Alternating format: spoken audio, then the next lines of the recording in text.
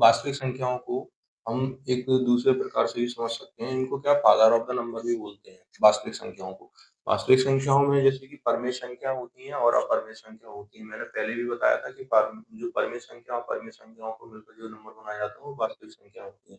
अब परमेय संख्याएं भी, इनको रैशनल नंबर बोलते हैं। परमेय संख्याएं भी 3 प्रकार की होती हैं, जैसे प्राकृतिक संख्याएं भी होती हैं, पूर्ण संख्याएं भी होती हैं, पूर्णांक संख्याएं भी होती हैं।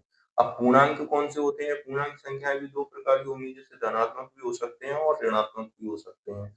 अब इसके बाद में अगर एक्सरसाइज चालू करेंगे 1.1, तो उसमें देखते हैं कैसे-कैसे क्वेश्चन आते हैं, उनको सॉल्व करेंगे। तो 1 में वास्तविक संख्याएं निकालने के लिए देखते हैं कैसे निकालना है। इसमें 1.1 में इसमें दिया गया है पहले क्वेश्चन में कि निम्नलिखित संख्याओं के अभाज्य गुणनखंडों के गुणनफल के रूप में व्यक्त करना है। अभाज्य गुणनखंडों के रूप में इनको व्यक्त करते हैं।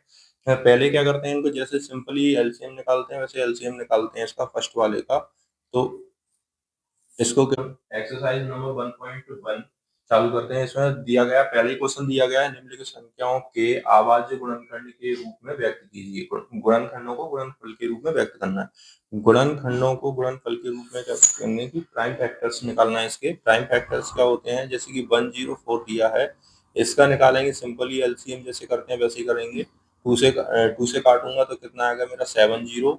तो उसके बाद में 2 से काटूंगा तो 35। अब ये 2 से नहीं कटेगा क्योंकि ऑड नंबर आ चुका है, तो ऑड नंबर के साथ में कटेगा। ऑड नंबर कैसे? 7 से काट सकते हैं इसको। 7 5 जा 30, 5 से काट दो पहले, भले से 5 से काटा 5 7 जा, और 7 से काट दो 7 1 जा 7, ये हो गया। अब इसके बाद में इसके प्राइम फैक्टर्स बनाना है। तो प्राइम फैक्टर्स बनाने के लिए क्या करेंगे, जैसे कि 2 दिया है, 2 2 5 7 एक एक बार कट गया है। इसके प्राइम फैक्टर्स यानी कि जितने भी नंबर्स आ रहे हैं उनकी उसको पावर बना दो। जैसे कि 2 मल्टीप्लाई 5 मल्टीप्लाई 7, तो इसको क्या लिख सकते हैं, इसको स्क्वायर लिख सकते हैं, 2 का स्क्वायर मल्टीप्लाई 5 मल्टीप्लाई 7, ये इसके प्राइम फैक्टर्स हो गए। नेक्स्ट क्वेश्चन करते हैं 156 का।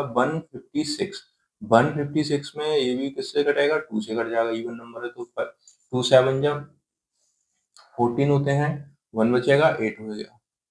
अब 2 से काटो, इसको 2 से काटेंगे, 2 3 जा 6 होते हैं, 2 9 जा 3।